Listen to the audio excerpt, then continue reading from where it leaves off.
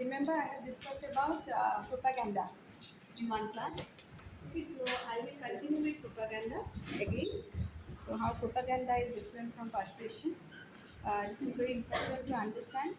And while you actually look into how news are being framed, it is very important to understand how propaganda technique is being used by the newspaper, by broadcasters, as well as you see television stations, all like even the local agents at times, apart from the politicians. Okay, and it is important to distinguish propaganda from persuasion. You need to understand there are some very important like elements which will help you to know the distinction between propaganda and persuasion. Both are communication technique. Propaganda is also a communication technique. Persuasion is also a communication technique, right? But propaganda is distinct from persuasion by way of addressing only the interest and objective of the communicator. So that's how it will uh, be different from persuasion, while persuasion will try to satisfy the reciprocity between sender and the receiver. Reciprocity in the sense the needs, the understanding, the comprehensions, which can be, you see, can be reciprocated among or between both the sender and the receiver. So when we talk about the propaganda, it is basically identified with lies, distortion. That's how we have a basic understanding about the propaganda. So, and we also have some agencies like government is one agency, business and a corporate, apart from media and also individuals. They various groups, even religious groups. So they usually spread the propaganda in order to satisfy their own intent, satisfy their objective, satisfy their you see their interest. So propaganda always comes with that vested interest kind of mechanism. So when we say propaganda, it is aligned with the vested interest. Okay, but when we say persuasion, persuasion is not aligned with the vested interest kind of that acronym or that idea. So when you say vested interest, that involves the interest of the politician and basically the state. So you also see now we look at propaganda in positive line. This is a kind of you see change or shift in understanding the propaganda. The earlier we always look at propaganda on negative line.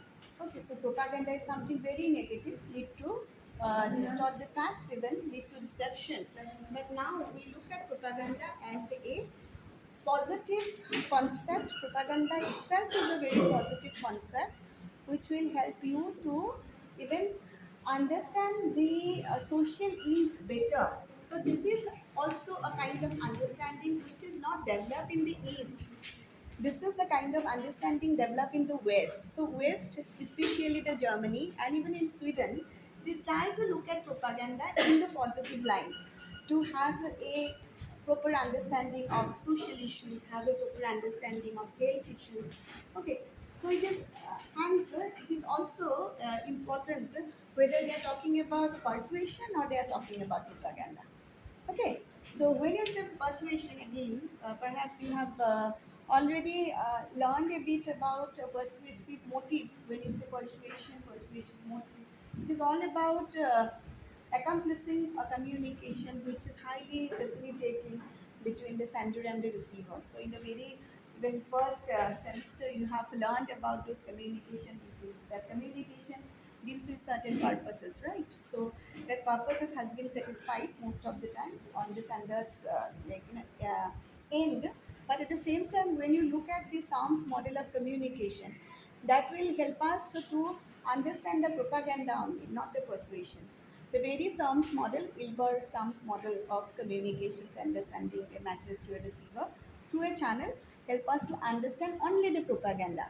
So when you talk about the persuasion, so we also need to identify the satisfaction of interest of the receiver, if satisfaction of the interest of the receiver is fulfilled or not. Okay, so it is actually both way and it is beneficial to the receiver's end. So that is what is persuasion. So it is trust building, we talk about it is equated to confidence building. So sender's interest is there, intent is also there, but the thing is that satisfaction of the needs and fulfillment of the needs of the receiver is one of the priority in persuasion. Okay, so which is not a key or primacy in terms of propaganda. So propaganda is all about driven by the propagandist intent, propagandist disposition, propagandist purpose, propagandist objective. And here basically message is sent through one to many. So propaganda is also termed as mass persuasion, not one-to-one communications even. It is also termed as mass persuasion. So you may also given a question to interpret how propaganda is a mass persuasion. So if you are given uh,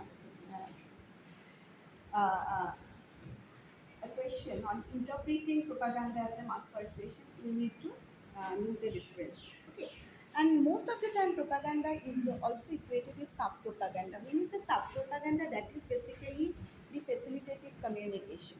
So people also say that persuasion uh, is the initial stage of the propaganda making. That is also said by most of the scholars. So first you need to go for persuasion, then you can move to propaganda. So when you say persuasion, definitely your goal has to be two-way oriented. So it is much more transactional. So persuasion is transactional, instead of propaganda, where we look at propaganda. So like, in contrast to propaganda, persuasion is transactional, but propaganda is not transactional. Propaganda is not interactive.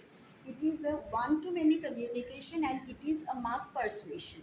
One-to-many communication will satisfy the end, objective, and interest of the propagandist sender. But when you talk about this persuasion, persuasion is basically, you see, lead to satisfaction of the audience interest and the needs.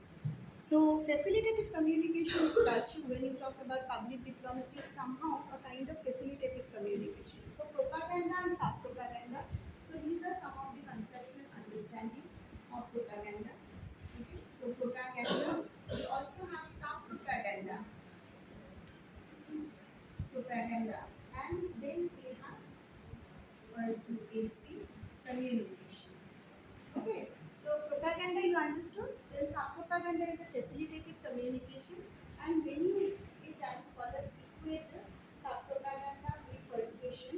Means it will create a kind of environment which will also stimulate the positive attitude and positive feelings among the audience. So stimulating that environment is very, very important to even create a propaganda. So political communication is all about propaganda. People also said that what we actually learn in political communication, we learn is propaganda, identify the propaganda, identify the underlying message in any kind of communication is very, very important. So it's not like a message we can, which is very apparent and obvious from bare eyes, but you need to read between the line and identifying the underlying message in any newsprint, in any broadcast, in any kind of you see, speech of the politician, which is okay. So let me tell you that when you say persuasion, persuasion is again, it is all about response shaping. It actually have these three functions. One is response shaping, and response reinforcing, and response changing. Okay, so response shaping is something. So we when it will actually try to response shaping, try to shape the responses of the audience, try to create a favorable, like that, what favorable attitude. It is all about attitude building. It's all about belief and values building. Now, let me tell you, values, attitude, beliefs, norms are also very different and different from each other. And you also need to understand how you interpret the values, attitude, norms, etc., etc. Okay, so it is all about persuasion is basically satisfying the fulfillment and satisfying the needs of the audience and needs of the receiver, and identifying the needs of the receiver, then satisfying the needs of the receiver, and in a way shaping the response of the audience and the receiver. So shaping the response, you can see on any issues. So shaping the response of any kind of tax return related policies, or even you can also say that community recycling scheme. Okay, you are shaping the response. So response shaping is the very initial task, and through which this sub propaganda and facilitative communication is very important. Facilitative communication. So through which you can create a stimuli. It is all about create a stimuli for positive attitude. Response shaping, when you see response reinforcing means already response is safe. So many a time even political candidate politicians also they try to go for response reinforcing. So Himanta Biswa Sarma, when he last time also went for campaigning, he usually kept his constituency at last resort, like sort of last for last.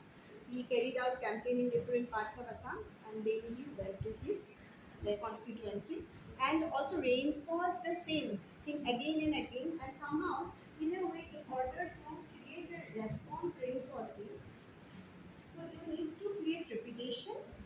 Okay, and how to make like response uh, reinforce again and again.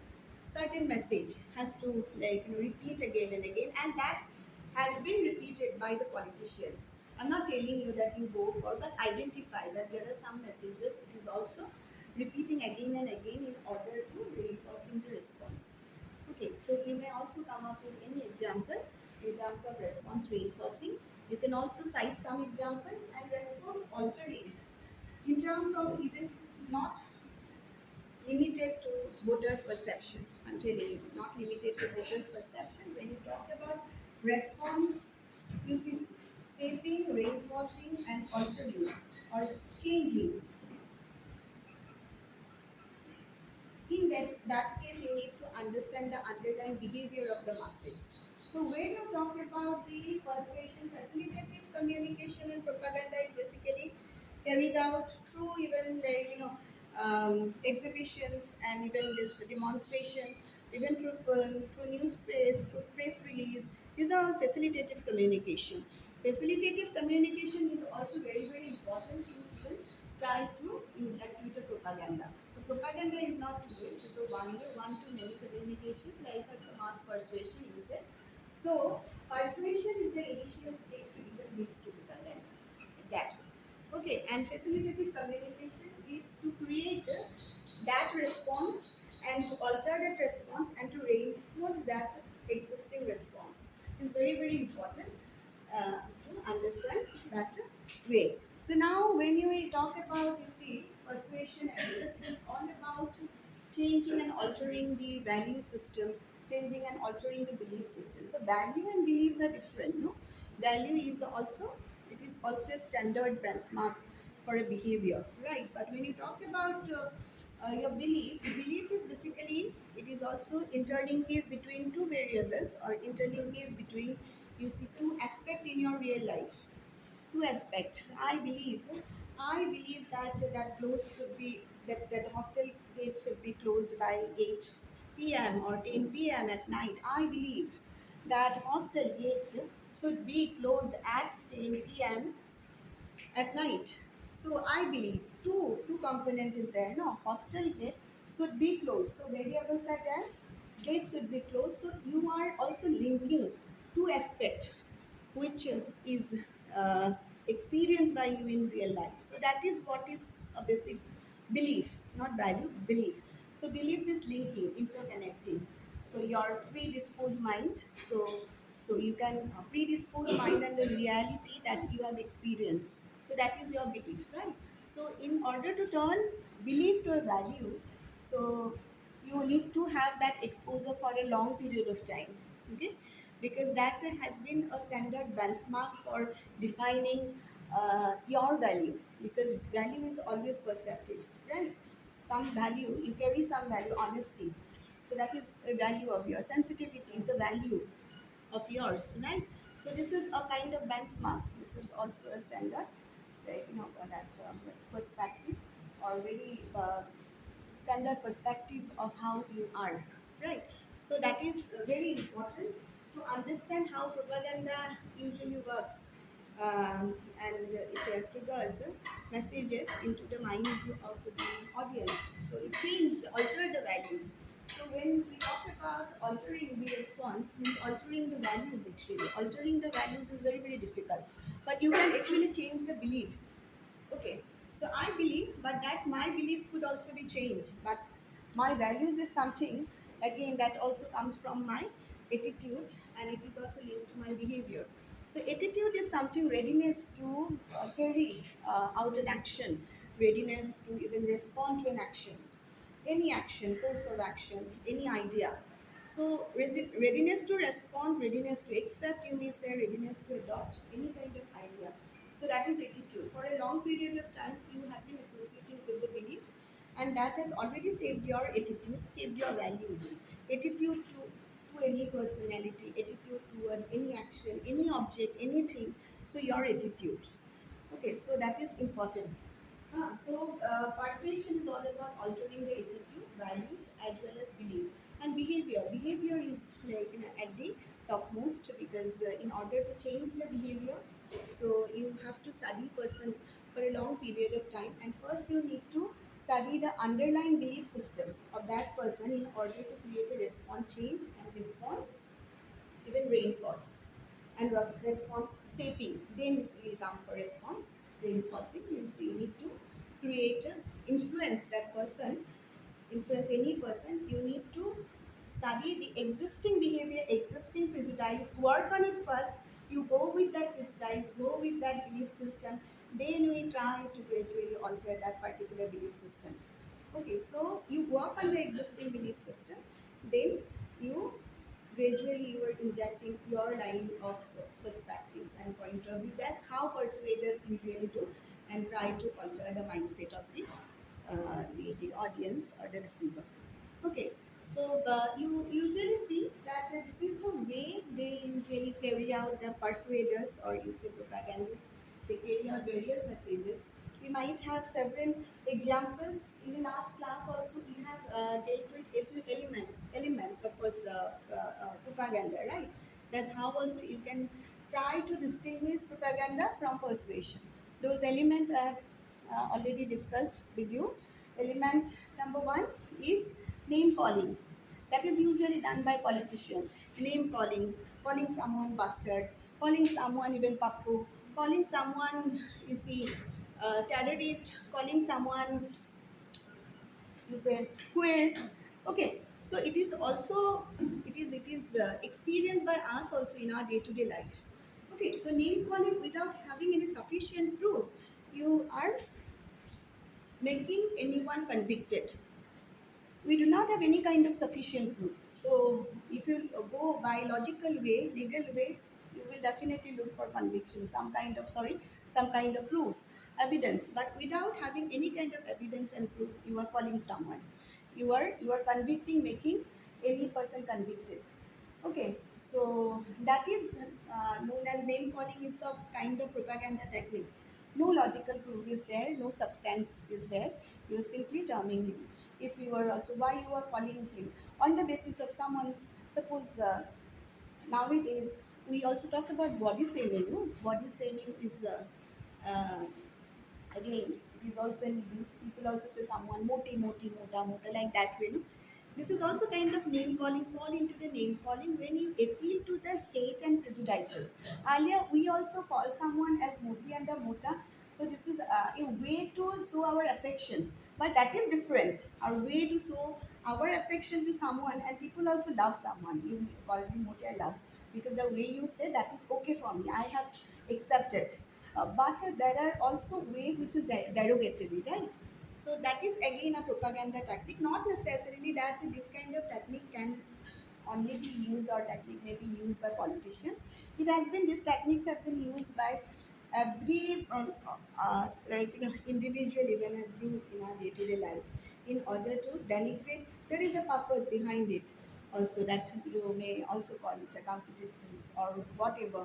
So there is also a, it is not a competition basically, but it is that the intent is to deliberate the counterpart. So that is name calling. So again, with name calling, we have glittering generalities. As I have already discussed about this element, I guess glittering generalities is also there.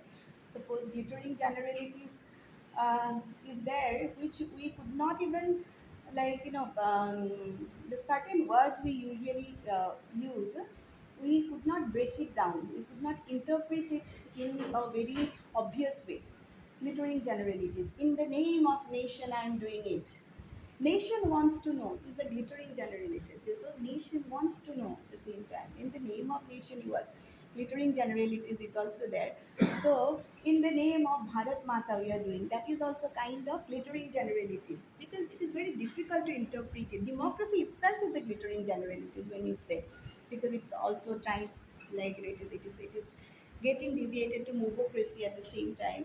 Okay, so it is very, very important to understand glittering generalities. It is often used by politicians even to club or associate two, three, or multiple meanings together.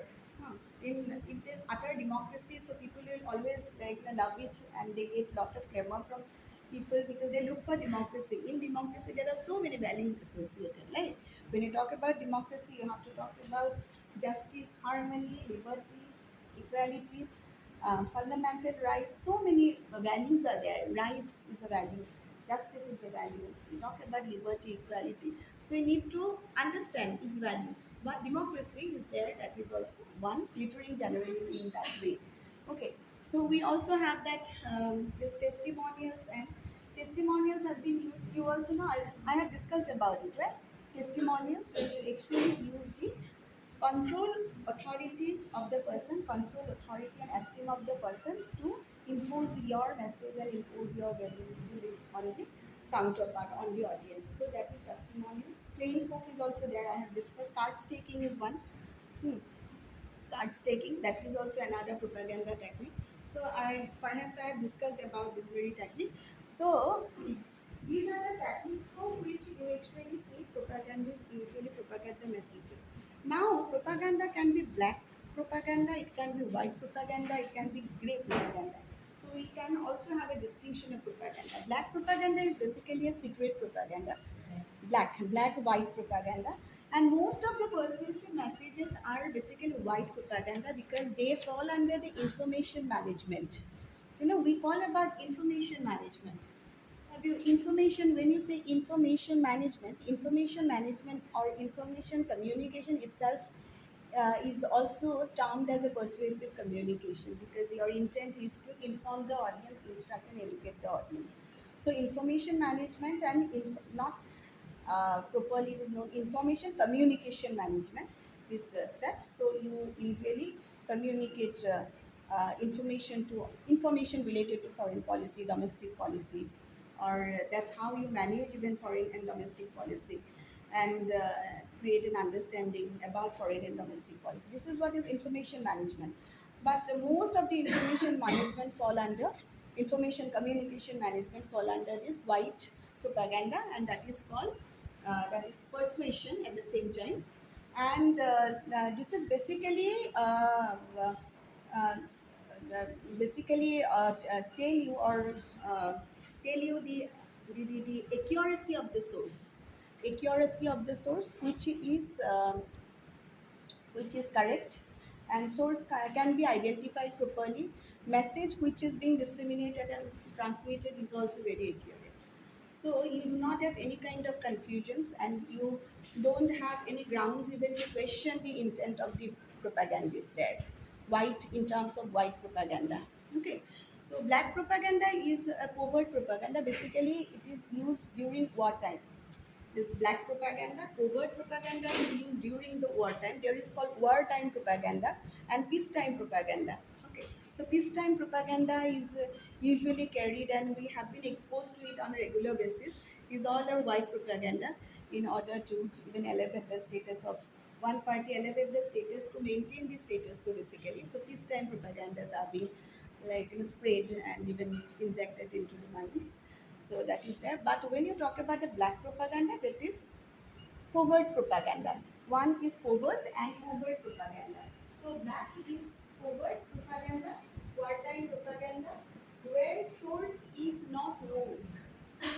Okay, source is not known and message is also not accurate. Black propaganda. As you say, this covert propaganda and black propaganda where source is not known to you. So you even won't able to identify the source from where that message has been disseminated and transmitted. At the same time, you can also question the accuracy of the message. Okay, so that is a kind of like black propaganda carried out during wartime, and there are many occasions you get to see even during First World War, Second World War, and that transitional period during the first and the second. Even after this both World War, during Cold War period, also you get to see this transmission of black propaganda. Okay, so that is a wartime propaganda, and many a time you see these people uh, are attuned to negative news when there is a war, there is a crisis. Attuned to negative news in the sense that they would praise and yeah, they would praise more belief on defeat, on loss, and this kind of news were also uh, even telecast or broadcast by BBC once upon a time. Like during once upon a time was during First World War. So BBC actually focused on you see this news on this British's loss and the defeat, and that created an appealing effect among the citizens of Britain. So that is, but BBC's role where there people also said it's a white but try to create, but so it is not a black, it will be white propaganda. But black propaganda is something which is highly covert, but information is also false. Okay, source cannot be identified whether it is that message or that information has come from the government, come from the corporate, come from a terrorist, come from other party, come from an enemy. You won't be able to distinguish. So it is also led to disinformation kind of. Disinformation campaign has also been carried out by Soviet Union during Cold War period. Disinformation, when information is not complete. It is different from misinformation. Misinformation is basically erroneous information. But when you say disinformation, so disinformation where information is not complete, information there is a falsehood in this information, and also information is misleading. Okay, this kind of information campaign has been carried out by Soviet Union during that Cold War period. I'm going to cite some example also. Okay, then white is one. In order to again white propaganda has also different purpose. Okay, so I'm going to. That's great. Then we have a grey propaganda at the same time. Grey actually lies in white and a black, in the sense that you can actually uh, not sure about the source of the message, but message is true. Or many a time it is vice versa that you can identify the source, but message is not reliable. Okay, so that also happened. You see, there is some kind of propaganda. We also have propaganda making agencies, and not here in India. In India also now, we might also say we have a government that runs Ministry of Information, overseas information, or Ministry of Information. And broadcasting, that is enter, they do have a different role altogether here in India. But in USA, you see, during the First World War, there was a committee on public information. That committee on public information carried out this white propaganda, and also propaganda on black line, committee on public information. And during Second World War, USA has again instituted two office on war information, and again, another one is office on strategic services. They carried out black propaganda and grey propaganda more than white propaganda. Okay, so it is more this propaganda and persuasion. It is also, you see, one of my that external um, who evaluated my thesis. So Yusuf Kalyan Go, he told about when he came here. Okay, so also for a Gyan course he came here, and then he also deliberated with students, discussed with students. During that time, I had to instruct this paper. It was in 2016, I guess.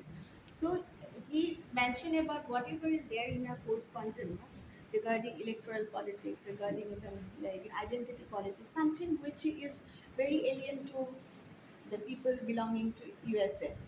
Okay, although they have experiences, but what is this like electoral politics? Why there is a need of studying electoral politics, party politics? Because there are only two party, Republic and the Democrats, and they actually focus political communication from that perspective. They stretch on propaganda and persuasion. Advertising is the core element of political communication.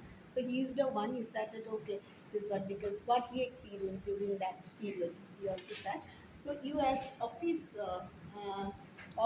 that is the Strategic Service is one that is basically carrying out peacetime propaganda, but black propaganda and grey propaganda, and office on war information carrying out again the black propaganda during Second World War. After Second World War, in 1953, again we have another U.S. If you look at this U.S. propaganda machine, that is the USIS, United State Information Agency, and now also and the CR. Everybody knows about the CR. So they are also propaganda. Basically, they are propaganda machine. Their propaganda, all are propaganda making machine of the US. So whatever you are now developing, you were injecting yourself about the USA. Half of it has been created by this propaganda machine. Okay, and how they actually created propaganda? Even there was a survey also carried out by UNESCO, and that survey asked about this um, propaganda in the school book. So how what actually motivated the expert in writing the school book? Okay, and the kind of values they usually associated in the school book writings. So our values are completely different. We focus on this that independence, liberty, justice, equality. But in African countries, they usually put more values on survival. Latin American people put more values on survival instinct, and African people create a more values, not even values, that of fear of losing their security is a kind of values, and they put more and more emphasis on security. So while writing, so we always try to focus on certain values on which any kind of writing. So you focus on those particular values in which line it is working on. Any kind of textbook you see, even in this you read any research articles, any kind of journal. So if you try to find out the value of what values it is, I try to tell you. Even we also make you understand the focus area, but simply you go which values it is working on. So and that help you even to understand and interpret the paper, any kind of like dissertation paper, any kind of journal better. And there are some core values. And you also have the motivation. Many a time the motivation of the expert, most of the expert always support the managerial line while writing the textbook, and this authority, they support the authority, they support the ruling, they support this that managerial line of the authority. That means the ruling party, what government is doing, the ideology of the government. Okay, so when you talk about this propaganda is also equated with transmission of ideology at the same time. Transmission of party's ideology. So having an intent to convince the audience and convince the other end. No? So basically the transmission of this ideology. And that ideology can be transmitted even to street plays, even to radio drama. And that Hitler usually earlier, you might have already learned about this, that creates some legendary drama series, and that drama series portrayed Hitler as a god, uh, like and also God who can save the that that that citizen and these people. So so like that way you see that we have to have a understanding, basic understanding of this. And earlier you see this Aristotle rhetoric. Aristotle rhetoric is again based on the understanding of persuasion. Aristotle Rhetoric is again a book which emphasizes on understanding the audience. Okay, the rhetoric is all about understanding the audience, but it is also talk about antinomy. Antinomy is also a kind of logic. Antonym or antonym is a kind of logic from the audience and citizen side. So it's developed out of public speaking. This is called antonym. Antonym. Antonym. Basically, antonym is a kind of logic. Okay, this antonym is a logic that comes and that is associated with that public speaking, basically. And you also see that in this agora, Aristotle, that Athenian public sphere is known as the agora. No? So that citizens are always motivated for public speaking and to divest with logic. Okay, logic while helping the country to take any decision. So when you understand the ethos, logos, pathos, you know ethos, logos, and pathos. You know about this, no? You know this ethos, logos, and pathos. Ethos is basically the credibility of the speaker, right? This integrity, willingness, and the justice which is associated with this speaker. Logos is that logical reciprocity. So here, how logical, it is not only about how logical the speaker is. Here it is associated with antonym. Antonym in the sense you are also going to like place your contribution, put your contribution in the logical sphere, in logos, means in understanding the message, in reciprocate mutuality. So that is what is logos. It is not simply on the basis of the reasoning of the speech of the speaker or the politicians. So that is one. And pathos is all about emotions, which is involved in this piece. So now we actually study the emotional factors involved in this piece. Everywhere you get to see that emotions. When you talk about plain folks, this is also again related to emotions. And it is a name calling, again the emotion. Hate is also emotion, fear is emotion. So name calling is associated with hate and a fear, right? So again, glittering generally is calling someone terrorist. Again, that is hate and you see this fear. So these two are very significant emotions. So propagandists and persuaders work on, not persuaders, but propagandists try to work on hate and fear. So that rhetoric basically talk about these two elements, and also you look at the realist. We talk about the Machiavelli. Machiavelli is a realist, right? Like a Kautilya, he was also a realist. Machiavelli told that he talks about the king at that point of time. King has to be very compassionate. He has to be very he has to full of virtue. No, full of virtue, compassionate, and also you see that sympathetic. But that's what he appears to be. But that's what he appears to be. In reality, he may not be so. So that is what the realism said. Okay. So basically, it is all about deception. So you see, that's what. But I'm not telling you to be so. You inculcate virtues, proper virtues, but you understand it. Ma'am, you talked about antonym and ethos, logos, and pathos. So, what is the relation of that with these three? What relation of that? Yes, yes. Antinomy is basically the practice of logic by the audience here. Okay, because when you study the rhetoric, it's all about understanding the audience, understanding the receiver. First, you understand their attitude, their belief structure, and then you try to prepare a speech. Okay, and you need to project yourself, you need to make yourself appear very credible, very integral. Okay, and that is what, but Aristotle's intent was different. He doesn't have any kind of deception while wrote this rhetoric, so that speaker is not associated with any kind of deception. But Machiavelli said that okay, the speaker is actually deceptive. At the same time, it is not like he has to be deceptive, but at times he need to make himself appear very real, integral, like full of integrity, full of compassion. Not necessarily that he has every virtue in it, but if he can develop those verses, fine enough. But at times, yeah, there is also an occasion that he has to give those verses.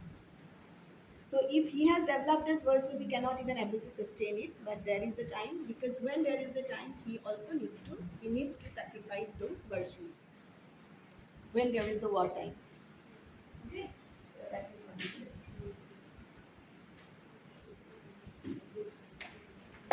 Oh, this is who did this? Huh? Who's,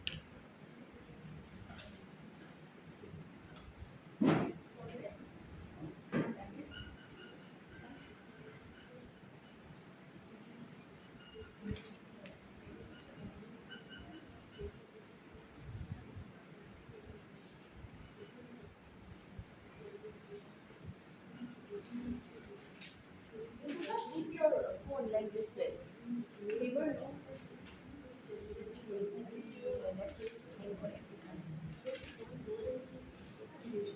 We say phone, perhaps it's not iPhone.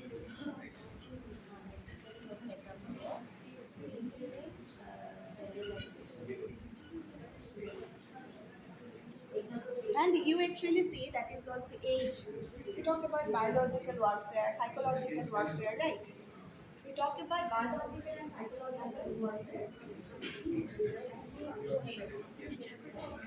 Biological warfare is one. COVID is also when there is COVID culminated. So we often try to name it as a biological warfare. Many people have also said it's a propagandist technique of Soviet Union. When initially COVID took place, that pandemic took place, right? Because earlier that happened.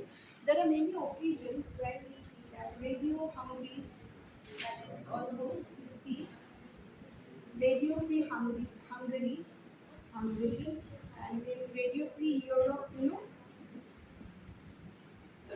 free Europe, then we have Europe, Voice of America, that is again a propaganda wing of USA, and Radio Moscow.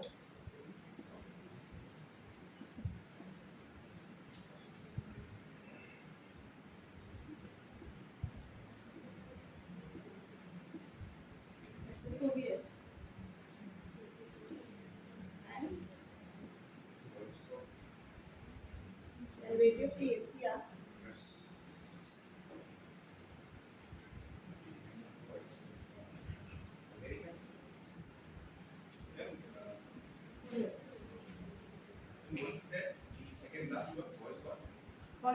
Voice of America. Voice of America, Radio Free Asia. Okay, so these are all propagandism of US and Soviet Union during Cold War period, and your radio Moscow. There are examples. You actually see that when and they carried out various propaganda, various kinds of propaganda, and most of the propaganda are in black and the gray line, you know.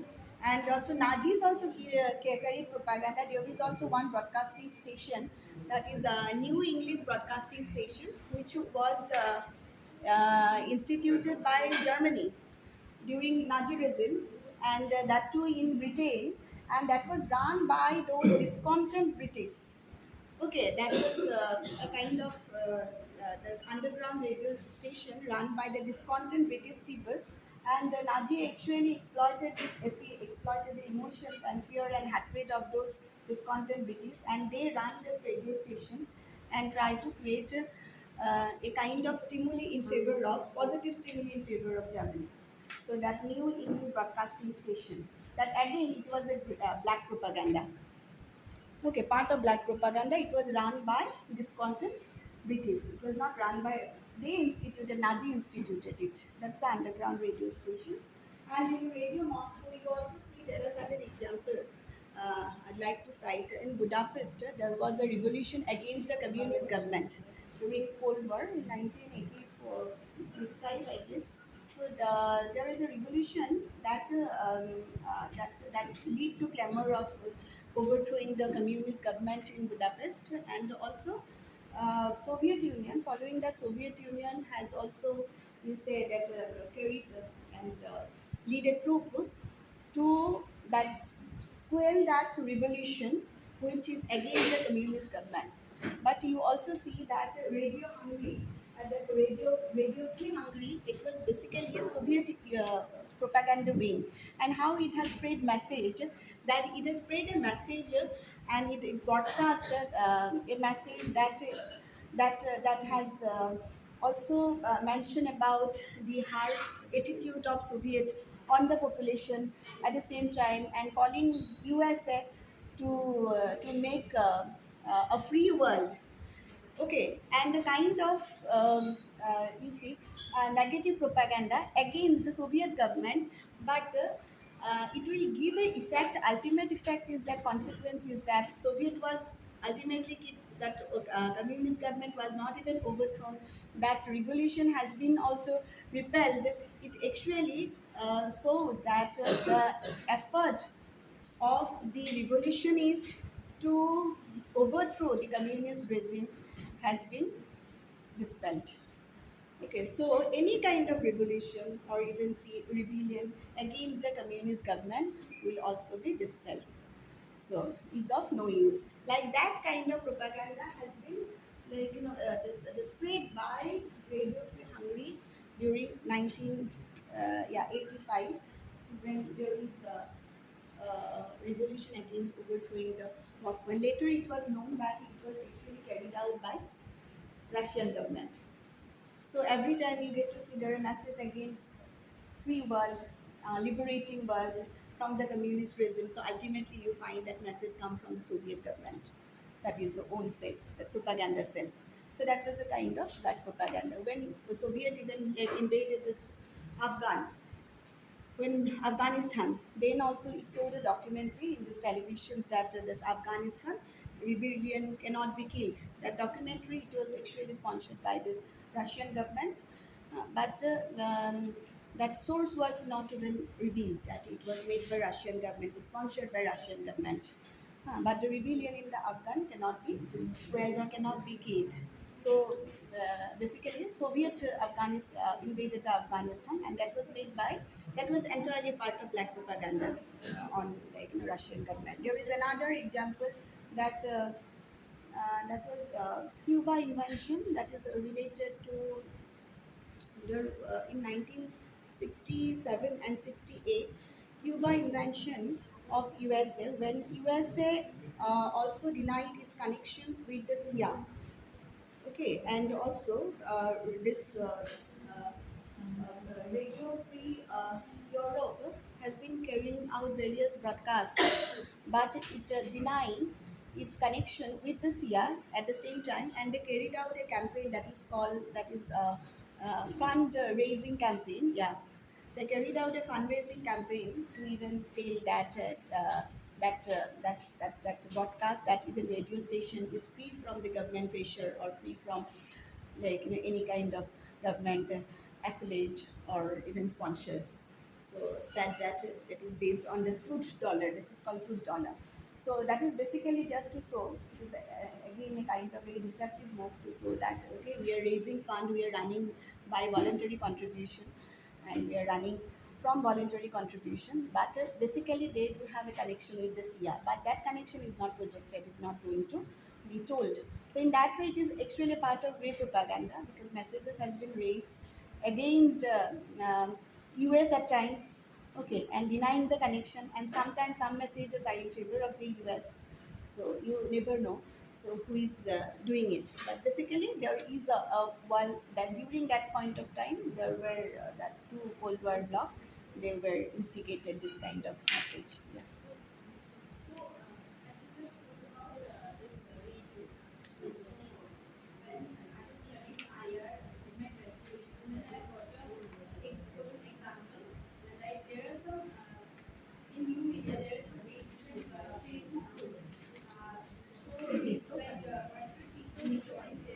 That is bot. That is bot generated. What you are talking about?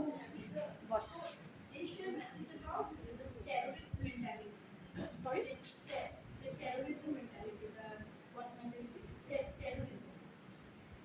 Terrorism. Terrorism.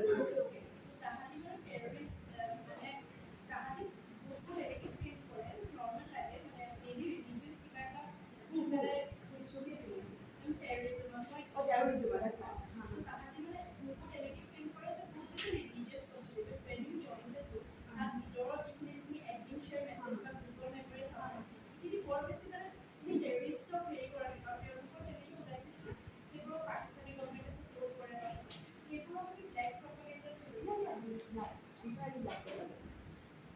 And is there any such global popular example of black propaganda? I have looked for it in internet, there is no such. World War One or Masot Kita ase, Koru Namu Kai Koru Se, Black Nepal. Black propaganda should be checked. There are many more. You won't even identify. There are many more black propaganda everywhere. And you won't be able to identify the source and identify the message. So you don't understand the veracity of the message. The veracity of the message is also not the truthfulness of the message. At the same time, the source is also inaccurate. If the source is inaccurate, Source is inaccurate. So it is very difficult to identify, but it is there as well. So, and that is in international like politics, and maybe government has been taken out, but basically it is like a global propaganda. You don't identify it. So, because it will be denied by the government source, it is not carried out by such. So, that is one thing. And this kind of propaganda again fall in line with great propaganda. Although to certain extent you might say it is black, but it is not a black. It is they said that it is great propaganda because whatever message they have disseminated, some may be lies also. But when there is a lie, they have identified the source. But when they send the truthful message or fact-based message, then their source may be also like incorrect. So in one way, you may get either source incorrect, but message is true, and or you might also get this source correct, but message is false, like that way. So when you go for black propaganda, and who actually sponsored the message, that source many a time is not identified. Okay, so that is the basic understanding of way. Source is not identified, but message may be correct. Or when source is identified, not identified, you don't even find out who is propelling this message or is telling that message because you won't be able to identify. So that is one. That is great. And that is over disinformation. You might say that that person, Walter, there is an example, Walter Duranty, black propagandist. Yeah, he's asking for city for black propagandist. I won't even say black propagandist, but yeah, he's a Pulitzer awardee, journalist. Okay, but at the same time, he's a secret agent of US. He win the Pulitzer Award at the same time. So we are many journalists are also secret agents who supporting the enemy countries, but secreting in a country. Okay, reporting in favor of his country. That way, that usually being done. So there was a Tamil. No, he was not American based. Sorry, he was Russian based, Soviet based. Walter Duranty. You find out. I might also mistake his name. He was Soviet based, and he also said that there was a huge famine um, following the collective farming in Soviet Union, and that led to more than 6 million deaths in Soviet Union. Okay, and he was one of the journalists who is taken into confidence by many population across the world even. But he said that there is no such famine at all. There is no such famine at all. So that is a kind of great propaganda, as well as people also say it's a black propaganda on his part. And Walter Duranty, he also owned the Pulitzer Award, and later, as his name is in the list, it was also deliberated whether his name should be in the list or not. There was also appeal or even that proposal to refute his or revoke his award. That is another kind of black propaganda. So, like not a black sort of gray propaganda, gray any propaganda. difference between black and white? Black is complete disinformation campaign. Disinformation, falsehood, disinformation campaign has been carried out by Soviet Union, like this biological warfare. No? That the AIDS that AIDS is actually that is that is built in US laboratory, and it is spread through US laboratory.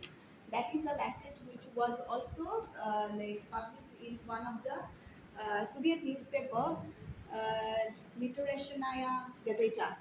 Okay, and the same news was also being followed in Patriot, that pro-Soviet Indian newspaper, that the age acquired immune deficiency syndrome was basically spread from US laboratory. Okay, that is a disinformation campaign. in order to put USA in false light. Okay, we're getting.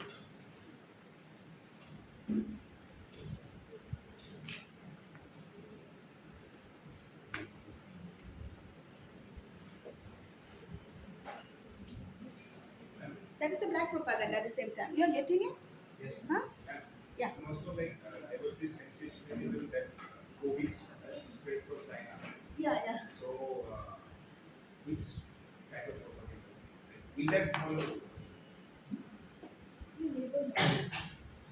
Because some part of it is true also. Part of it is true, but initially there were a lot of human crime. It is also carried out by Soviet. Few people have said it is also carried out by Soviet. It is also US propaganda that it stems from China laboratory. That Like it can be again it is a some like developed conspiracy theories also that say biological warfare. biological warfare. So it is a war generated covert. It's a covert practice. So black propaganda is not known. You cannot even identify. Again, if you say that this is the agent carrying out the black propaganda, again, you might be also sued. So on what basis you have said that? That is the thing.